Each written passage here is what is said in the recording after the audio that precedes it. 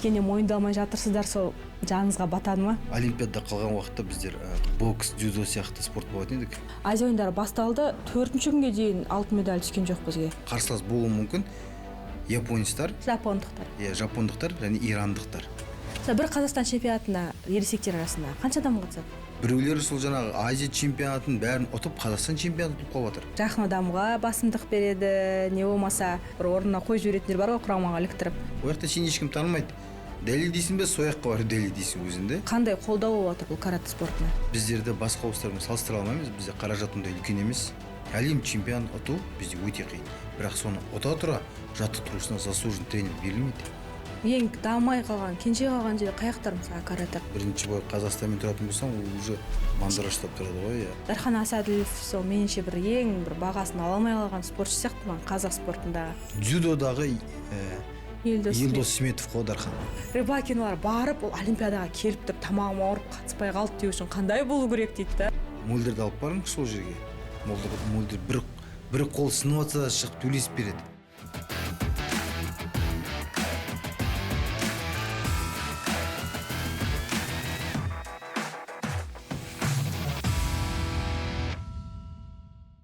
Қайырлы күн достар, менің YouTube арнама қош келдіңіздер. Бүгін біз сіздермен карате туралы әңгіме қозғаймыз. Бүгінгі қонағым каратеден, ВКФ каратеден Батыс Қазақстан облысының аға жаттықтырушысы Ринат Мерғалиев. Ринат мырза, қош келдіңіз. Сізбен қанша сөйлесіп жүрміз, каратеге қатты жаныңыз ауыратыны, осы спорт түрінің дамуына бар үлесіңізді қосып келатқаныңыз байқалады. Оның үстіне карате сияқты мойындамай атқан спорт түрлерінің өкілі болған соң, өзіңіздің спортыңызға жаныңыз ашиды ғой.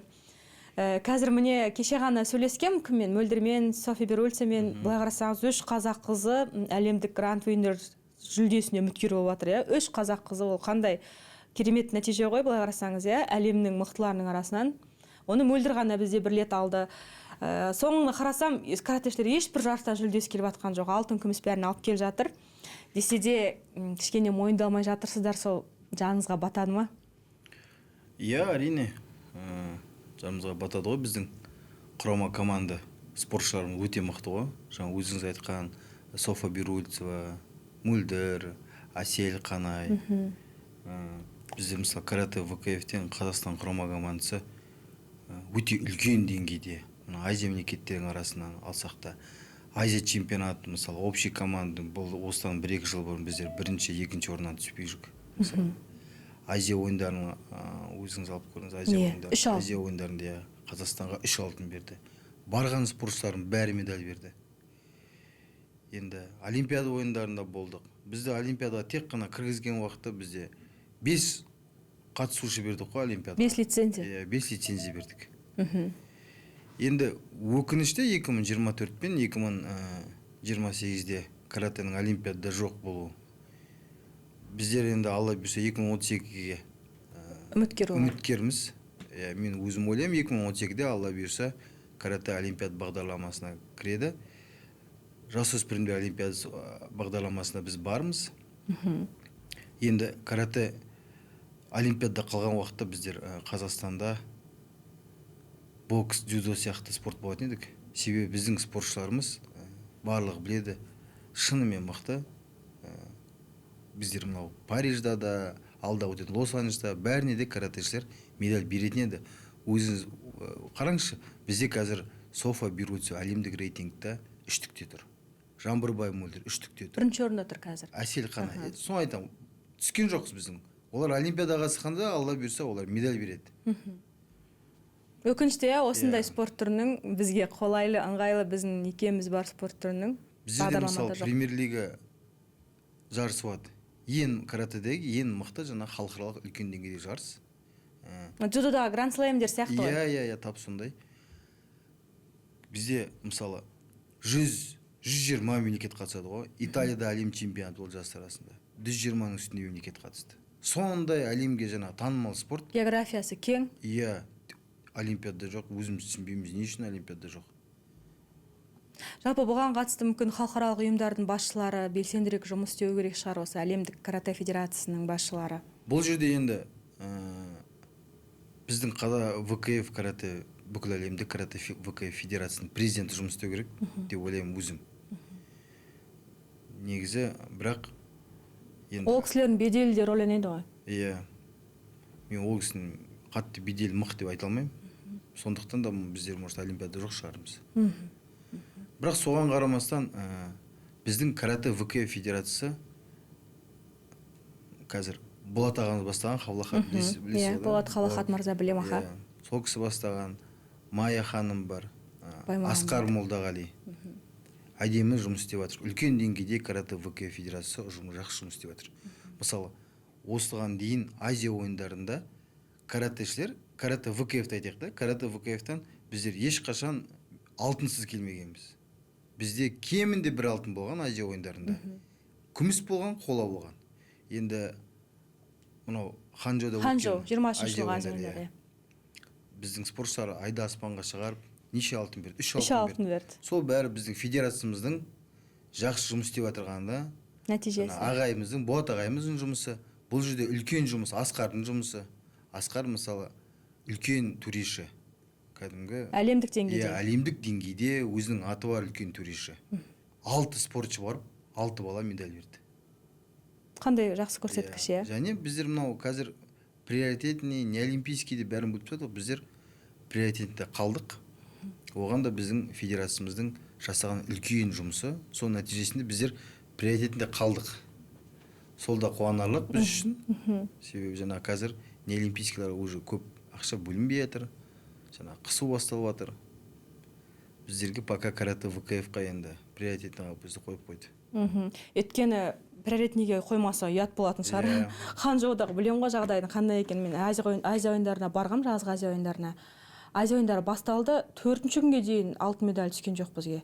Азия ойындарын 4 күн өтті, алтын жоқ. 4-ші күні ғана Әсем Орынбай деген жаңа стенд атудан командалық есепте қыздарымыз алтын алып, солай жол ашылды. Соның өзінде көрдіңіз ғой нәтиже, Азия ойындарының нәтиже әр ойын сайын төмендеп бара жатыр.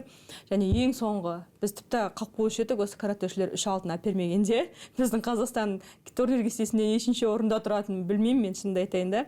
Мен де сол нәрсе ойландырады, осындай әлемдік каратэшілер мүмкін олимпиада бағдарламасында қазір жоқ шығар. Енді уақытша жоқ деп ойлаймын, өйткені 32-ке кіреді деп ойлаймын өзімде. Бірақ олимпиада бағдарламасында жоқ болса да, Азия ойындарын ұмытпау керек қой, біздің министрлік бар, басшылар бар, енді есепке алғандар дұрыс деп ойлаймын. Өйткені ертең Азия ойындары болғанда бұл олимпиадалық спорт түрі, олимпиадалық емес спорт түрі деп айтпайды ғой. Алтын алды ма, алтын болды. Қандай болса да, иә.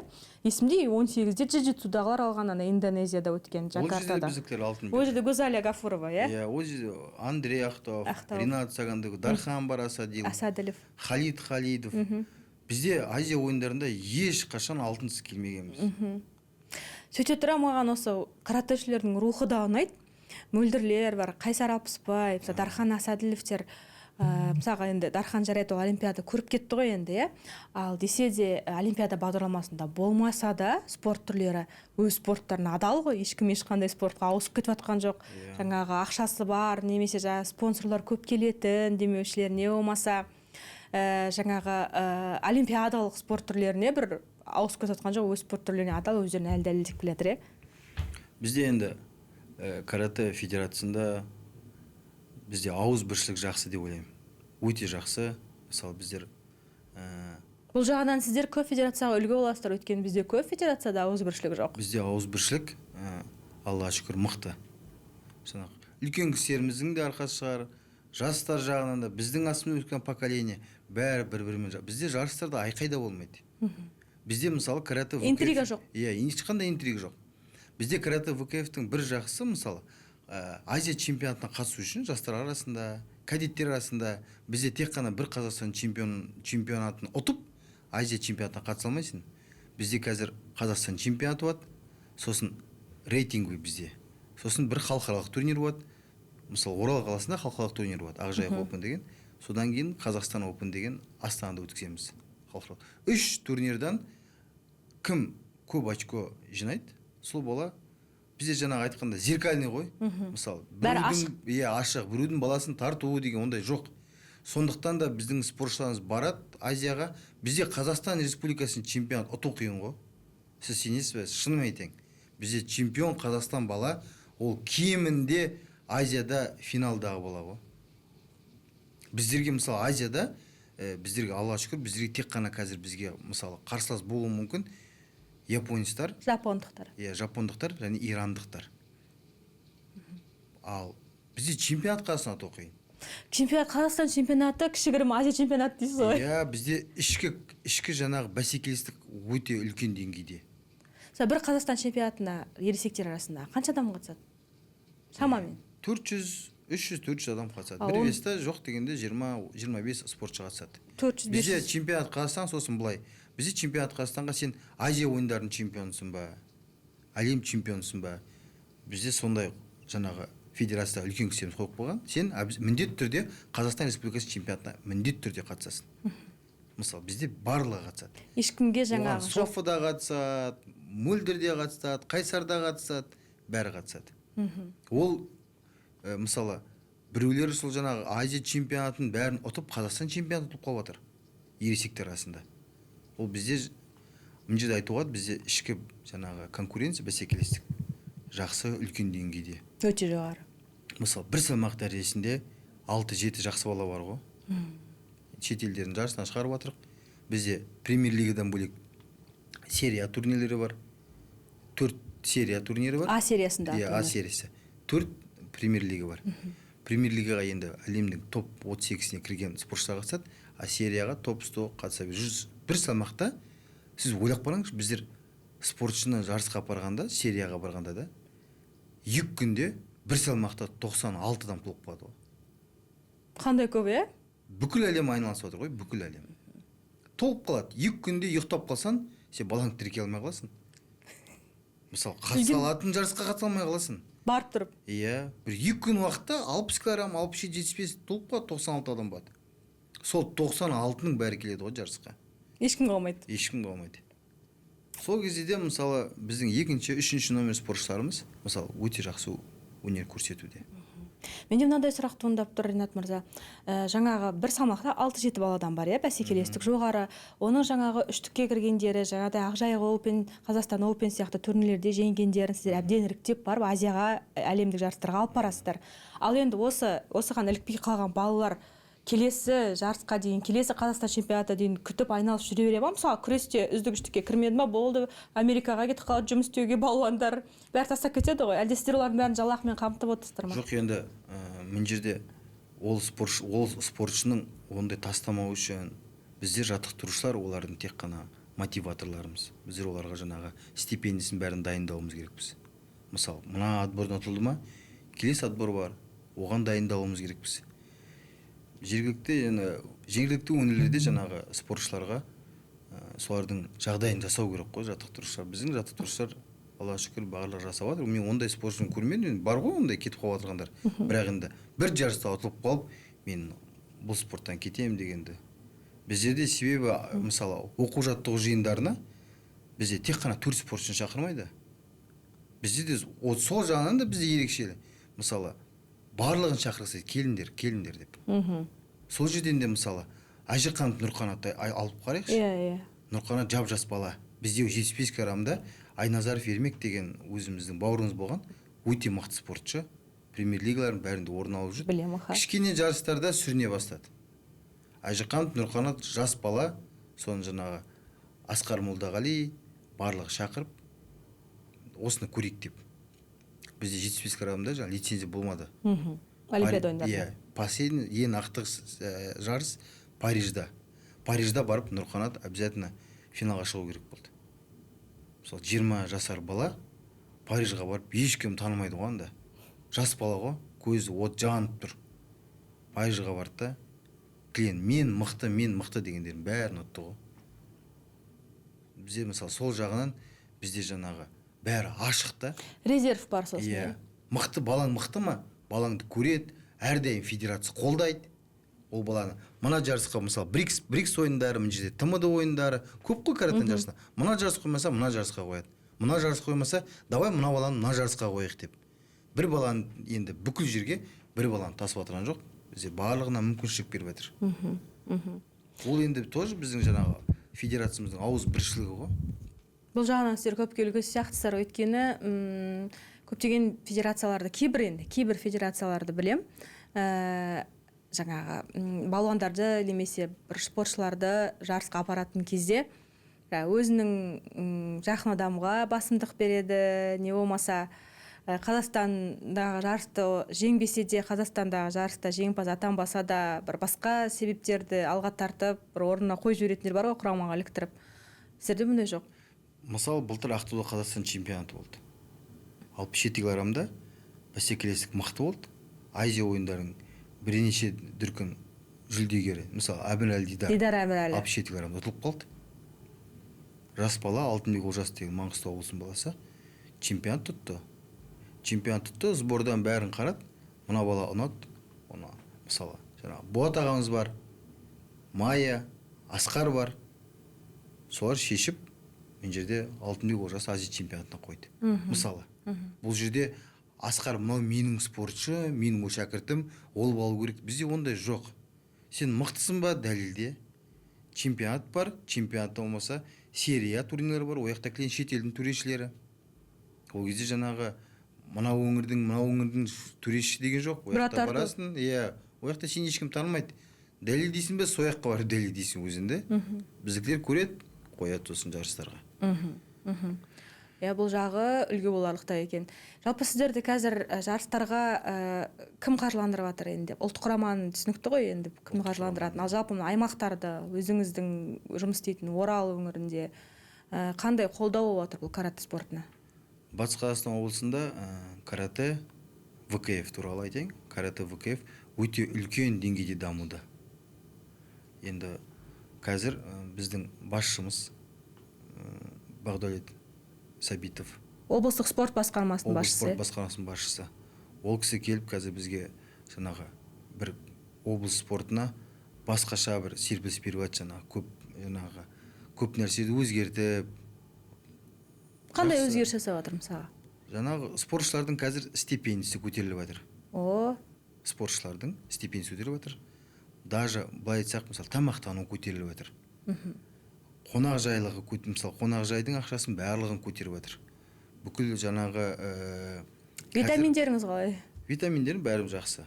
Қазір сосын бізде Оралда, Батыс Қазақстан облысында басшымыз қазір жаңағы спорт клуб ашып жатыр. Олимпиадалық спорт түрлерінен Орал қаласындағы мықты спортшы деген спортшылардың барлығын сол жерге кіргізіп, ол жерден бөлек қаржыландыру ойындар. Ол жерден спортшыларымызға тағы да табыс болады. Демеушілер есебінен ба? Стипендия жоқ, стипендия сияқты жаңағы. Сол жерге карате ВКФ-тің біздің спортшыларымызды сол жерге қосып жатыр. Бізде де жақсы спортшыларымыз бар есектер арасында. Сол жерге біздің спортшылар қосып жатыр. Көп енді біздің үлкен сұрақтарымызды барлығын шешіп, ол кісі енді министрлікте жұмыс істеген. Қазақстан барыс турнирінде жұмыс істеді. Өзі дзюдошы болды, есімде. Ол күрескен кезін көргем дзюдодан, енді Гран-при, Гран-слэм турнирлерінде қола медаль алған кездері болған, есімде ол Бақдәулет Сәбитов аха. Бірақ енді спортқа қазір біздің Оралға енді сондай маман қажет пе еді? Қажет еді. Сол кісі келіп қазір енді көп өзгерістер орын алып жатыр. Ал бұған дейін қалай болып еді жағдай? Жоқ, бұған дейін де бізде Батыс Қазақстан облысында спорт бізде енді шынын айту керек, біздерді басқа облыстармен салыстыра алмаймыз. Бізде қаражат ондай үлкен емес. Бірақ бұл кісіге шейін істеген басшыларымыздың барлығы сол азғантай қаражатпен, бірақ біздерде әрбір олимпиадаға қатысушы болған. Мысалы, Катя Ларионова, Екатерина Ларионова, 2016 Рио олимпиадасының қола жүлде. Оралдың қызы. Данияр Елеусинов та Оралдың баласы ғой, біздің бауырымыз ғой. Мысалы, сондай азғантай ақшамен біздің Оралда оған шейін де басшылардың барлығы жұмыс жасап кеткен. Енді карате ВКФ-ті айтатын болсақ, Батыс Қазақстан облысында біздің қазір президент федерациямыз Бақытжан Хабирұлы кезінде ол кісі бізбен бір залда айналыстық. Ол кісінде үлкен қолдауы. Мысалы, Батыс Қазақстан облысында карате ВКФ-тің үлкен жеткен жетістігін сол кісінің көп еңбегі тиді біздерге. Спортшыларымызға көп еңбегі тиді. Жаңағы біздің балдарға кәдімгі залға келіп, жақсы балдар, жақсы мотивация болды ол кісі. Барлық жерден қолдады, мысалы, шетелге шығуға, жаңағы кейбір спортшылардың мысалы стипендияларына да ол кісі өз үлесін қосты. Өз қалтасынан берді ма? Өз қалтасынан беруге шейін. Үлкен, енді бұл біздің жаңағы өзіміздің жұмысымыз. Негізі әрбір жаттықтырушы өзінің өңірінде федерация мықты болса негізі жұмысында жүреді жалпы. Мен түсінгенім. Бізде негізі карате, ВКФ енді спортшыларымыз болды, бірақ ондай үлкен деңгейде болмағанбыз. Қазір Аллаға шүкір, менің мысалы құрама командасында Азия чемпионы, ересектер арасында Биғауов Жоламан, біздің Оралымыздың баласы, Азия чемпионы, Дархан Темірәлиев, жаңағы премьер-лига жарыстарында өзім шәкіртім, 2-ші орын алып жүр. Кеше Қытайда Ханчжоудағы Азия ойындар. жоқ, премьер-лига турнирі қатысты. Сол екі спортшы енді Алла бұйырса Азия ойындарына қатысқанын енді. Келесі жыл. Иә, соған қазір тек қана соларға жұмыс істеп жатырмық. Оны міне тағы айтатын болсақ, жаңа мені Оралдан жаңа өзіміздің Батыс Қазақстан карате федерациясы, біздің Батыс Қазақстан дене шынықтыру спорт басқармасы, олар да осыны бәрін түсініп отыр. Олар да маған үлкен қолдау беріп жатыр. Енді осы спортшыларды біздер жаңа ешбір жарыстан қалдырып отырған жоқпыз. Бүкіл оқу жаттығу жиындарына. Енді біздің каратэде бір қиыны Азия, мысалы, әрбір спортшының арманы еңбек сіңірген жаттықтырушы алу. Атағын алу, иә. Біздің өздеріңіз ойлап қараңыз, чемпион мері дайындасаң да сен ондай ала алмайсың. Мысалы, карате ВКФ-тан тәуелсіздік алғалы тек қана біздің мөлдіріміз әлем чемпионы болды. Сонда өзіңіз ойлап қараңыз, осы күнге шейін қалай қиын. Бір каратенің әлем чемпионатына мен басшыларға айтқым келді, барып көріңізші деп. Қалай жеңіп шыққанын және біздің ересектер арасында әлем чемпионаты қандай деңгейде өтетін. Өмір естімеген мемлекеттерді көресіз ғой. Бізде жоқ дегенде 120 мемлекет қатысады ғой. Ешкім шақырып керек емес, трибуна бәрі полный болады. 4 күн жарыс бола ма, 4 күн трибуна полный болады. Әлем чемпион ұту бізде өте қиын. Бірақ соны ұта тұра жаттықтырушысына заслуженный тренер берілмейді. Спортшыға да берілмейді. Мысалы, мен қазір арманым осы 2 баламен жұмыс істеп жатырмын қазір. Азия ойындарынан Алла бұйырса 2-ші орын 5. Азия ойындарының чемпионы болғанынан тек қана сол бағытта жұмыс істеп жатырмын. Еңбек сіңірген жаттықтырушы қайық деп. Енді білмеймін, менімше ол жерде, тап осы жерде бір изменение керек қой карате. Министрліктен бір өзгеріс керек, иә. Өзгеріс керек қой. Бұл ынталандырады ғой сіздерді. Даже жастар арасында әлем чемпионы дайындады ма, заслуженный тренер берілсін. Бізде мысалы Алматыда Алихан деген оқушымыз бар. Берік деген біздің бауырымыз бар, Алматының бас жаттықтырушы оқушысы. 2 жылда бір болады ғой біз әлем чемпионы жастар арасында. 4 жылда 2 әлем чемпионаты болды. Алихан 2 әлем чемпионатынан да әлем чемпионы болды. Алтын медаль. Иә, ол история, бізде ондай спортшы жоқ, двукратный чемпион мир. Бірақ жаттықтырушы Берік, мысалы, заслуженный тренер жоқ қой. Бұл да сол сіздердің спортқа деген басшылықтың қырын қарауы деп білемін. Негізі өзім сөйтіп ойлаймын. Өйткені бұл жағынан меніңше бізге бір қатты өзгеріс керек. Өзгеріс керек, иә. Бұл жағынан или жаңа басшылық барып көру керек, біздің әлем чемпионаттары қандай екен. Протоколды қандай қарау керек. қиындықпен алынғаны. Протоколды қарау керек. Мен айтпай ақ қоямын, бірақ кейбір спорттарды білемін. Азия чемпионаты болсын, Азия чемпионаты болсын, бір салмақта 4 адам болып жатады, 5 адам болып жатады, 7 адам болып жатады. Бізде Азия чемпионаты протоколын. Ертең бізде Ташкентте Азия чемпионаты болады, барып көріңізші. Бізде Азия чемпионатында 27-29 мемлекет қатысады ғой. Бір веста, жаңа 60 килограммда, 60-67 килограммда 25-30 адам қатысады. Знаешь, ол 25-30 елдің спортшы қатысады. Өкілі. Иә, өкілі. Енді ересектер арасында Азия чемпионы дайындайсың, саған заслуженный тренер берілмейді. Әлем чемпионы дайындайсың, заслуженный тренер берілмейді. 2 дүркін жастар арасында әлем чемпионы дайындайсың, саған заслуженный тренер берілмейді. Тек қана міне қазір Азия ойындарымен 4 жыл сайын Азия ойындарын күтесің. Азия ойындарының чемпион дайындадым да заслуженный тренер алуға болады.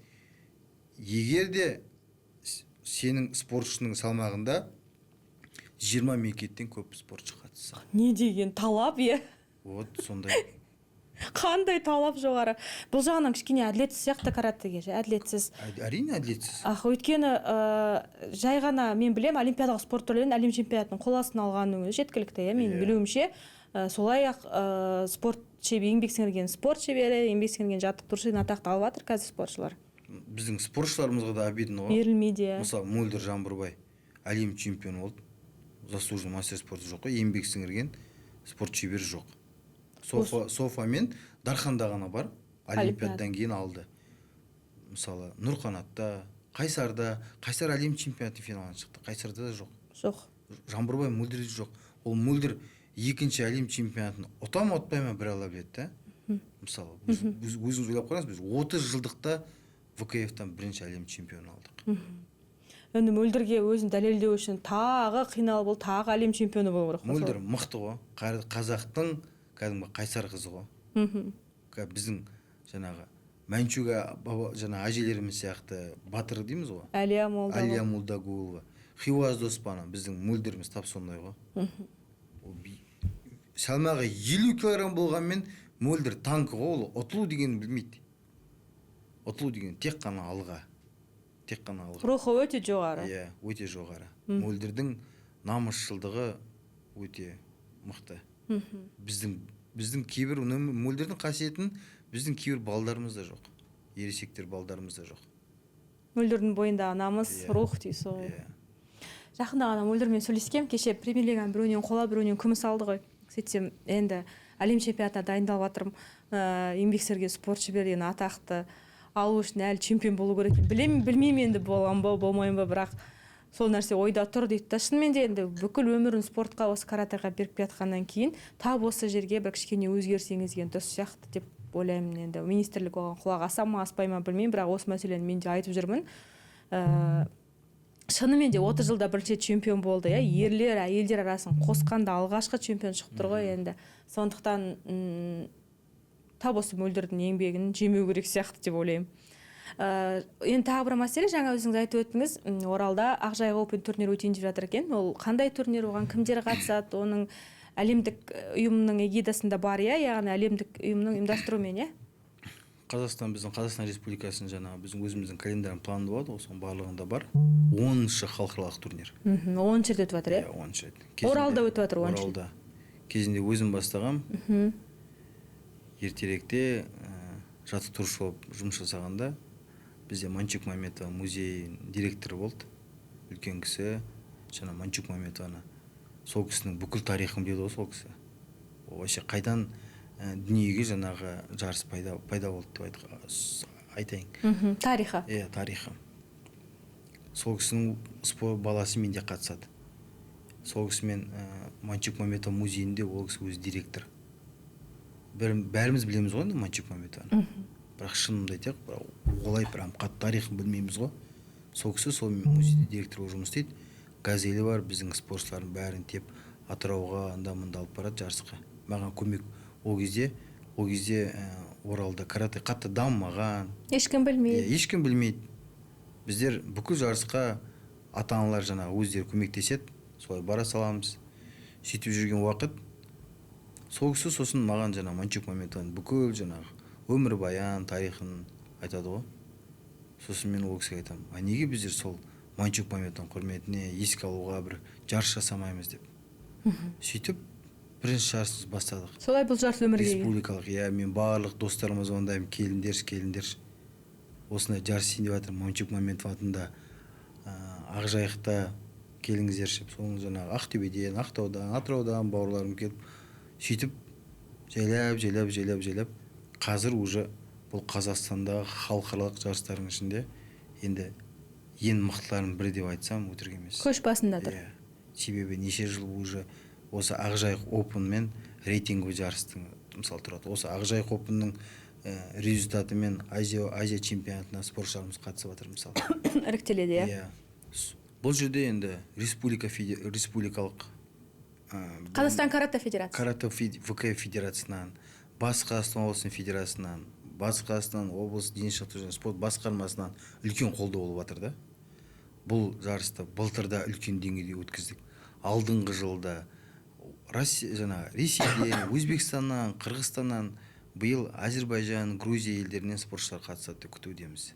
Енді кемінде 1000 спортшы қатысатын үлкен жарыс. 1000 спортшының бәрін қалай күтіп алып, жайғастырып, орналастырып реттейсіздер? Ол 1000 спортшыдан протоколды жазып шығудың өзі біраз уақыт алатын шығар. Біздерде каратенің жарысында бір бет қағаз жазылмайды ғой. Бәрі электронды ғой.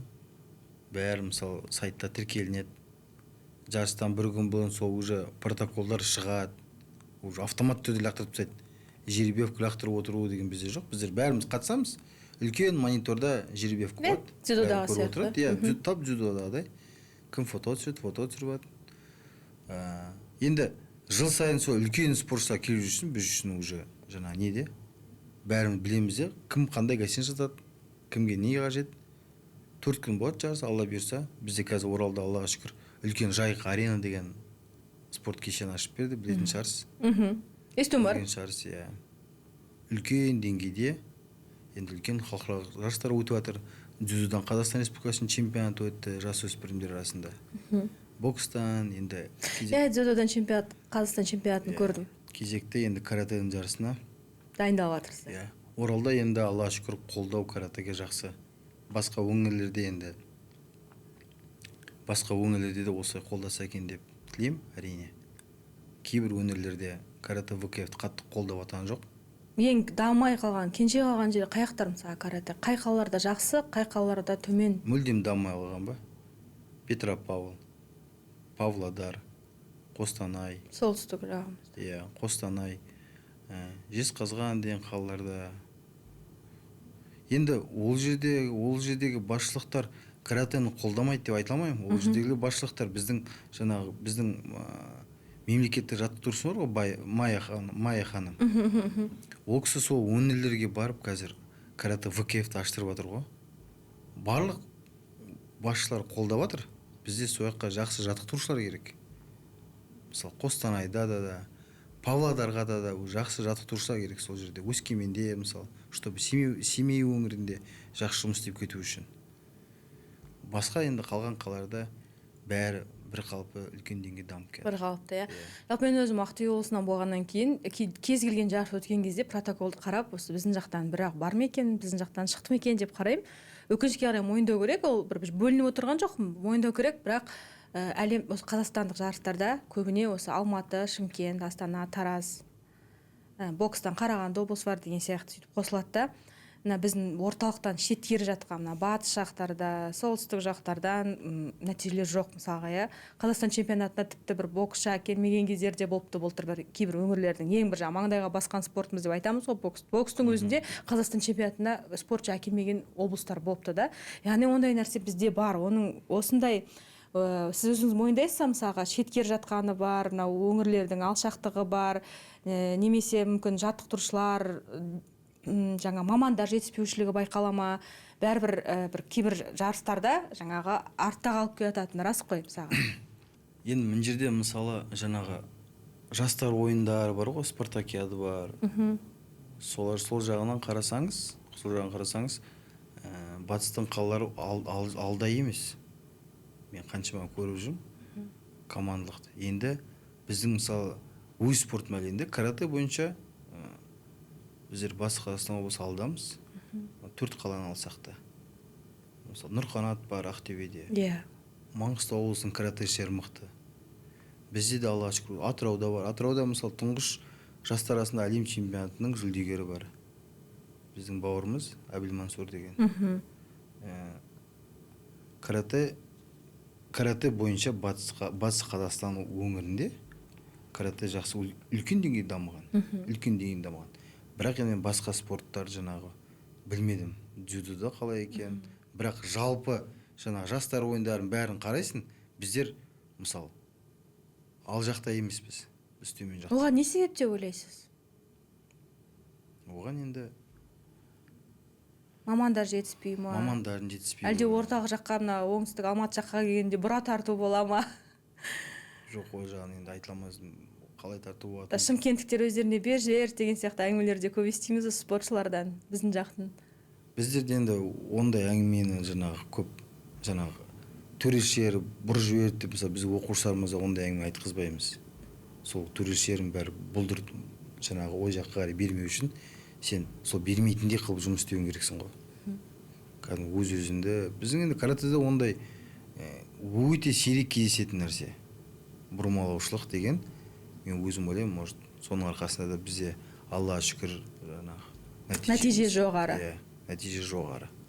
Қазір мысалы әлем чемпионатында біздің ВКФ-тан төрешілікке тапсырады ғой. Қазір оған да аллаға шүкір біздің жаттықтырушыларымыз төрешілікке өтіп, қазір әлемдік деңгейде төреші болып жұмыс істеп жатыр. Азия чемпионаттарында мысалы Қазақстаннан бір жоқ дегенде 20 спортшы, 20 төреші бар.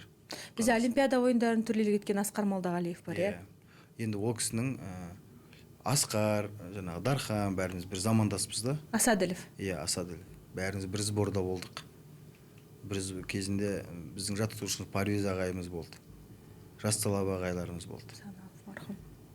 Қазір енді Асқар Жасtalab ағайдан кейін Асқар сол Жасtalab ағайдың бүкіл істеген жұмысын алып қалды ғой.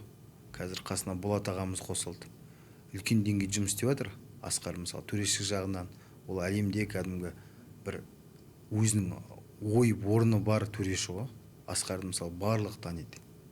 Беделді,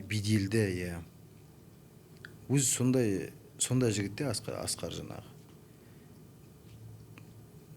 Айтқан сөзіне жаңағы істейді, айтқан сөзіне тұрады. Біздің федерацияға үлкен деңгейде көтеруіне бір үлкен себебін қосады біздің Асқар. Біздің спортшыларымызды шетелге барып қысып тастамай отырғанның барлығы Асқардың арқасында деп айтуға болады. Не үшін? Себебі ол жерде Асқардан да олар ыңғайсызданады. Біздің ол жерде Асқар оларға көмектесіп жатқан жоқ. Бірақ Асқар сол жерде жүр, болды. Біздің спортшыларымыз просто мықты. Асқардың сол жерде жүргеннің өзі бізге кәдімгідей рух беріп қояды дейсіз ғой. Түсінікті. Жалпы осы әлемдік карате туралы айтып жатырмыз ғой. Әлемдік каратеде осы Қазақстанның беделін жоғары екенін де айтып жатырмыз. Жалпы өзіңіз жарыстарға барған кезде біздің спортшыларға қалай қарайды? Біздің спортшылардың аяқ тарта ма қарсыластары, зерттеп дегендей өзіңіз көрген жағдайлар айтасыз ба? Әрине.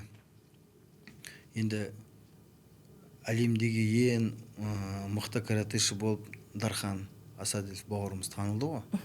Мысалы оның өзі де үлкен нәтижеде. Мысалы Дархан Олимпиада ойындарында қаншама премьер-лига ұтты.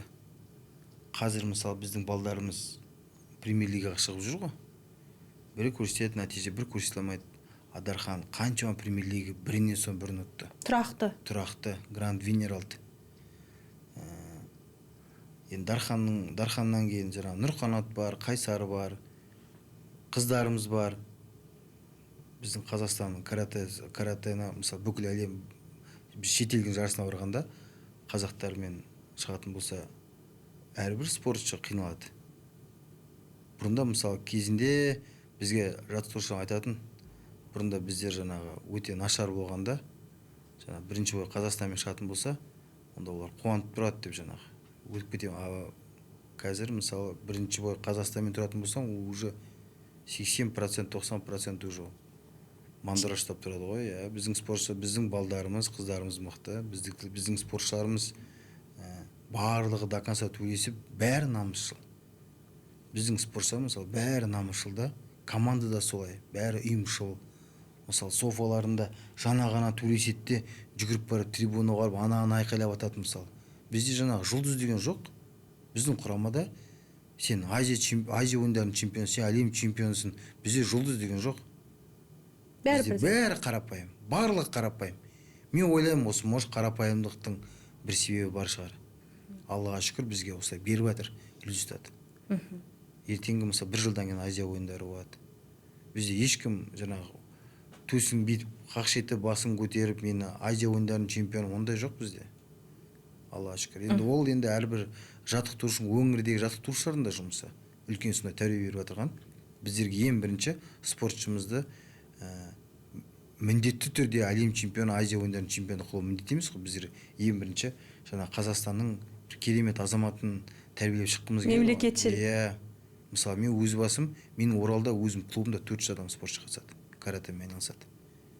Мысалы барлығына біздер шама келсе дұрыс адам болып өскенін қалаймыз ғой. Бұл енді өңірлердің ағайларының істеп отырған үлкен жұмысы. Дархан Асаділовпен бір бөлмеде тұрдым, бірге жаттықтым, бір залда деп, бір замандас екенсіздер. Дархан Асаділов сол меніңше ең бір бағасын ала алмай қалған спортшы сияқты ма қазақ спортында. Өткен енді Олимпиада ойындарынан қола медаль алды. Мен Токио Олимпиадасына карате бағдарламасы қосылған кезде мен ұлттық Олимпиада комитетінің баспасөз қызметінде жұмыс істейтінмін. сайтын жүргізетін біз каратэшілердің жолы өте ауыр болған, мен өз көзіммен көрдім. Олимпиадаға бару үшін олар қанша турнирден өтті, қаншама. Және таңғалғаным, бір географиясының кеңдігі сонша, бір жарыс Тунисте, бір жарыс Чилиде, Қазақстан, әлемде қандай құрлық бар енді, Антарктидадан басқасының бәрінде. Бізге мысалы өтіп шықты. Біздер жарысқа рапорт жазамыз ғой. Сонда бізге басшылық айтады ғой, мынау қаяқ мынау деп. Жаңағы бізде мысалы көп спорттарда жақын мысалға күресте бәрі Сербияда өтеді, бокста Сербияда өтіп жатыр, күрестің жаңағы әлем чемпионаттары Сербияда өтсе, Иордания көп алады турнирлерді, белгілі бір аймақтар. Әлем чемпионаты Венецияда болады, Чилида болады, мысалы. Бізде шынымен ертең мысалы бізде премьер-лига болады Рабатта. Мароккода. Дархан туралы айтатын болсақ, жаңағы. Сол Дархан жағы айтайын дегенім, тағы ойымды бітіре кетейін. Дархан Асаділовтің қалай мен жолдама алғанын көрдім, қалай көш бастап тұрды, мен алтын алады деп ойладым Токио ойындарында. Біз бәріміз жыладық қой Дархан жаңағы Олимпиададан орын алғанда. Сол мен негізі чемпион болады деп ойладым Дарханды. Мен сосын көз алдымда қалып кеткен тағы бір картина. Жартылай финалда жеңіліске ұшыраған кезде алды ма, қай кезде алғанын білмеймін, әйтеуір Дархан бір жаңа көзінен жарақат алып бір көзі ісіп тұрды ғой. Сол тұғырға шығып тұрған кезде сонда андай медальдің қандай еңбекпен келгені түрінде көрініп тұр да Дарханның. Жарақатты golf айқасталып қалды ғой жарақат. Сол көзі білмеймін, мен жылағым келді. Сондай еңбекпен келіп жатыр. Оның үстіне ол Дарханның бір жағынан бағы бар, әрине ол Олимпиада бағдарламасына еніп кетті. Оның спорттық ғұмыры аяқталар тұста Олимпиаданың медалін алып кетті. Енді Олимпиаданың медалі ол өмірлік мақсат қой әр спортшыға. Бірақ десе де қазір енді Олимпиада жүлдегерлерінің ішінен бір Дархан көп айтылмайтын сияқты. Ол бір жақсы қызметте жүрмеген сияқты. Өзі де бір көп шыға қоймайтын бір ұяңдау жігіт қой Дарханның өзі. Маған бір әлі бір бағасын алмағандай спортшы көрінеді, бірақ Дархан сияқты қазақ спортына еңбек сіңірген спортшылар аз. Бұл жерде де мен сізге айтып кетейін, каратэ жаңағы. Біздің каратэ қатты бағаланбай қалған спорт қой. Қазақстанның ішінде.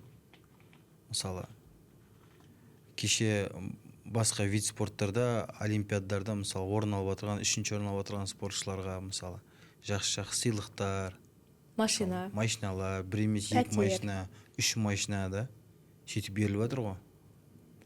Осман Қырғызбаевқа 5 көлік берілді Олимпиаданың қола жүлдегері. Қола жүлдегеріне. Вот мен сол ішімді қатты несет жаңағы. Мен мысалы Дархан үшін Олимпиададан кейін дұрыс ештеңе алған да жоқ қой. Дарханды біздер 2008 жылдан бастап, 2007 жылдан бастап мен Қазақстан құрама командасында болдым. Бүкіл оқу жаттығу жиындарында Дархан екеуміз жақсы араластық. Әлем кешені кәдімгі бауырым ғой. Әлем кешені жақсы араласамыз. 2008 есімде ересектер арасында әлем чемпионатына барайындық Токиоға, Японияға. Содан тренировкадан шығып, Дархан айтады, жүр маған бір тамақ ішіп алайық деп. Қасымызда тағы Ринат деген досымыз бар, Ақтөбенікі, Сағындықов. Екеуміз бардық. Дарханның үйіне емес, біз спорт залға барып тұрық қой. Спорт залға кәдімгі. Спорт залда жаттықтырушының комнатасы бар ғой. Сол жаттықтырушының комнатасында Дарханда ойында жаңағы жасыратын нәрсе емес та, мен өзім көрген нәрсем. Жаттықтырушының комнатасында Дарханның койкасы, басында медальдары, анже керемет қылып форма береді ғой Қазақстанның. Енді ондай көп Қазақстанның формасын кимейді де. Ол өз сол Дархан сондай жігітте өте қарапайым. Бәрін текшелеп, киімдерін бәрін текшелеп қойған. Кішкентай плитка тұр, анже роллтондар тұр. Дархан сонда тұрып жатыр ғой. Дархан сонда тұрып, Дарханның еңбекқорлығы қазір мен бір спортшыдан байқамадым. Бір спортшыда ондай режим жоқ. Ондай еңбекқорлық жоқ. Дархандыкіндей. Дарханның өткен жолын ешбір спортшы өткен жоқ. Дарханның өткен жолы өте қиын болды ғой, өте қиын. Ол Қазақстанның ішіндегі бәсекелестік мысалы. Енді әрбір спортшы мықты. Азия чемпионатына барғысы келеді, кейбір жастар ұтылып қалып жүрді ол мысалы. Бірақ біздер мысалы бәрім жаттықтырушылыққа анда-мында ауыстық қой. Бірақ Дархан сол арманын қуып қалды ғой. Қаншама премьер-лига ұтты. Шығады финал. Дзюдодағы Елдос Сметов қой Дархан. Бірақ Дархан бағаланбай қалған спортшы ғой. Мысалы, соншама премьер-лига ұтты. Әлем чемпионаттарына медаль беріп жатыр. Азия ойындарының чемпионы болды. Азия ойындарының жүлдегері болды мысалы. Азия чемпионы. Дарханның ұтпаған жарыс жоқ. студенттер арасында да әлем чемпионы болды, олимпиаданың медалін берді, бірақ Дарханға ешкім 5-6 машина берілмеді, оған даже 2 машина бермеді, оған даже 3 комнатты квартира да бермеді Дарханға. Вот бізде бір өкініштісі каратеден солай. Мысалы Азия ойындары қазір бітті ма, өткенде болды ма, жақсы болды ма, айтылды қойды, болды. 4 жылдан кейін ғой жақындағанда ғана сөйлесерміз деген сияқты. Ертең 2018-де карате олимпиадаға кіреді. Сол уақытта да біз дайын болуымыз керекпіз ғой бәріне. Сол уақытта, сол 2018 жылғы олимпиадаға кіретіндей жағдай болса, сіздер көшбасшылар қатарында болатын сияқтысыздар. Біздер енді алла бұйырса олимпиадаға кірсек, біздер тек қана Токиоға кіргізді ғой. Міне кіргізді, 5 участник бердік. Бүкіл әлем бойынша көп берген сол Жапония, Қазақстан, Түркия, Египет. Біздер сол мемлекеттердің қатарында болдық. Шықты Нұрқанат Әжіқанов, мысалы, алтты туристі бітшін шығарды ғой, Рафаэл Агаевтің бәрін. Әзербайжан. 6 дүркін әлем чемпионы. Өзі түсінбеді ғой Нұрқанат. Қандай біздің спортшыларда қандай намыста. Анау олимпиада ойындарын чемпионы болған сол жерде итальянец Луига Буса. Нұрқанат соның прям пытырлатып тастады ғой жаңа Луига Бусаны. Группалық туристе ұтып алды. Ол просто бір кішкентай қателік жіберді, болды неміс спортшымен. Сондықтан Нұрқанат медаль салып қойды. Мөлдірде Жаңбырбай 2 секунд қана ұтылып қалды ғой. Өзіңіз ойлап қараңызшы, Софада да алтын медаль болатын еді, Дарханда медаль бар, Нұрқанатта да жаңағы Жаңбырбай, Мөлдірде бәрінде медаль болатын еді. Мынау 2000 Парижға кіргенде біздің спортшыларымыз. Маған Париж олимпиадасынан кейін Мөлдір Жаңбырбайдан сұхбат алғанымда Мөлдірдің бір сөзі жүрегіме қатты тиді. Париж олимпиадасында карате бағдарлама енген жоқ, қатты өкініш болып қалды ол біздің каратешілер үшін. Енді әлемдік спорт басшыларының шешімі сондай болып тұр ғой. Сол кезде Мөлдір айтады, ма дейді, Ақырыс ханым дейді, саға Парижге барған Елена Рыбакиналар, Путинцевалар тамағым ауырып қалды, аяғымды ауыртып алдым деп олимпиадаға барып тұрып қатыспай қалды ғой дейді. Біз неяқта олимпиадаға баратын мүмкіндік таба алмай жүрегіміз қанжылап жатыр дейді. Ал Рыбакиналар барып ол олимпиадаға келіп тұрып тамағым ауырып қатыспай қалды деу үшін қандай болу керек дейді. Сол кезде содан ақ кімнің өзінің отаны үшін жаны күйетінін түсінуге болады ғой. Иә, біз мысалы ол жерде тек қана біздің карате емес, ол жерде басқа бір қазақтың спортшысы да олай тап Рыбакинікінде істемейді. Любой шығады, қандай температура болса да, бірақ сол жерге барады ғой. Ол себебі біздің спортшыларға бізде бірінші очередь намыс қой, біздің қазақта. Ана жерге деген қолы сынып қалған Мөлдірді алып барыңыз сол жерге. Мөлдір бір қолы сынып жатса да шығып төлесіп береді. Софаны алып барыңыз, мысалы Софада. Софа мысалы ұлты қазақ емес қой, бірақ оның да жүрегі қазақ деп соқып тұр ғой. Бәрі қазақша мысалы Софада. Ол Шымкенттің біздің сарғыз ғой, прям қазақ қыз болып кеткен ғой. Біздің енді біздің спортшыларымыз бір намысшыл жағынан бөлек. Бассейне 2 секундқа 1 секундқа ғана төлеседі біздің спортшыларымыз. Төледен жан шыққанша. Олар олимпиадаға барып тұрып, менде 40 градус температура, 35 градус температура, мен бүгін шыға алмайын деп, олай ешқашан айтпайды. Бәріміздің арманымыз ғой олимпиадаға. 2032 жылғы олимпиада ойындарына каратені кірді деп естісеңіз, не істейсіз, айтыңызшы? 2032-де енді бұйырса карате меніңше 90% кіреді. Сондай бір үлкен әңгімелер бар. 2028-ге кірмей қалады ау. 2028-ге жұмыс істеп жатыр ғой. Бірақ 2032-ге карате алла бұйырса кіреді. Мен дайынмын. Менің спортшыларым да Аллаға шүкір дайын. Енді биыл жаңа спортшыларда, каратешілердің алдында қаншама жарыс тұр, иә? Иә, бізде жарыс. Соның бәріне медаль беріп жатсыздар ғой сіздер. Иә. Біздерде мысалы ойлап қараңызшы. Біздерде мынау әлемдік топ 32-де болу үшін сен бүкіл жарыстарға қалдырмай қатысуың керексің ғой. Көп қаражат керек жалпы. Қаражат қайдан аласыздар? Бізде енді мысалы мен өз өңірімде үлкен қолдау көріп отырмын. Мысалы облыстық спорт басқармасы. Облыстық спорт басқармасына үлкен қолдау. Демеушілерден бар ма қолдау? Демеушілерден барып та сұрайды алмайсың ғой, себебі облыс спорт, Батыс Қазақстан спорты үлкен қолдап отыр ғой, мысалы. Жақсы ғой онда? Иә. Олар да түсініп отыр. Олар мені жаңағы жай қолдап отырған жоқ қой, олар мен жұмысымда көріп отыр. Қаншама жыл еңбек етіп жүрмін мысалы. Қазақстан чемпионаттарынан чемпион беріп жатырмын, Азия чемпионын беріп жатырмын. Карате ВКФ приоритетный вид спортқа алып қалды. Мынау Азия ойындарына баратын, мысалы біздің Оралда біз мектеп спорт, мектеп директорлерінің мысалы барлығы біледі. Біздер барлығы бүйтіп қарайды, кәдімгі анализ жасайды. Мына спортшы бара ма, мына спортшы бару мүмкін бе? Мысалы бізге жаңағы біздің мынау жаңа келген басшымыз маған ең бірінші қойған сұрақтардың бірі, бұйырса Азия ойындарына қатысатын спортшымыз бар ма деп. Жоқ болса мен сені жаңағы шетелдерге жібере алмаймын деп айтқан жоқ. Сұрады менен. Мен айттым, Алла бұйырса болады. Бізде қолдау жақсы. Мысалы біздер ұстап отырған жоқ. Спортшыларымызға стипендиясын бәрін беріп жатыр. Қазір ол стипендия көтеріп жатыр Оралда. Жаңағы олимпиадалық спорт түрлерін алып, оған отдельный клуб ашып жатыр. Олар жерден бөлек стипендия алынады, ол жерден бөлек командировка болады жатыр. Енді сіздерге тек даянкке шығып төбелесіп жеңіп келу ғана қалып тұр ғой. Бізге 2032-ге мына олимпиада қосылды десе, ары қарай жұмыс істейміз ғой. Просто жатпай тұрмай. 2028 қосып жіберсе де дайын тұрған балдарым бар еді.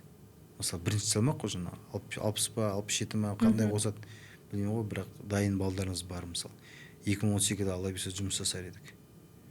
Енді ол жасатын жоқ, әрбір жаттықтырушының арманы ғой. Олимпиадаға спортшы дайындап қатысуы бар. Олимпиаданың рухы бөлек қой. Олимпиаданың рухы бөлек. Жақында Мельниченко сұхбат беріпті, Юрий Мельниченко. Бұлай бүкіл Советта ушуын несін алып тастасаң, Олимпиада әшейін былай жарыс қой кәдімгі деп айтыпты. Ондай сұхбатты кейбір спортшыларды айтады, кәдімгі жарыс қой, ушу абыр-дабырын алып тастасақ деп. Мен олай айтпаймын. Мен өзім журналист ретінде көріп келдім.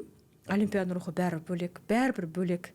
Мүмкін тура әлем чемпионатындағыдай құрам шығар қарсыластар, күнде кездесіп жүрген Гранд Слэмде, бірақ шығып келатқан кезде спортшылардың өзінен қандай не байқалады, қандай қобалжу, қандай рухы, мысалы жеңген кездегі спортшылардың эмоциялары, мен соны көргеніме өзім қуанам. Және сіздің каратэшілеріңізден де сондай не болсын, сондай сезім бастан кешіңіздер, мен өйтіп айтып жатырмын. Алында Алуаға да сальто жасай енді жеңіп десем, ол да жеңіп жатыр ғой. Мүмкін ол да орындалып кетер, сіздерге де сондай сәтті көру бұйырсын. Олимпиаданың жеңімпаз жүлдегерлерін шығарып, сол эмоцияны сезіну. Мөлдірлеріміз енді осындай қанша жылын спортқа беріп, бір алып кетсе деп ойлайсың ғой. Енді жақсылық тілеймін сіздерге. Құдай қаласа, турнирлеріңізді жақсы өткізіп алыңыздар.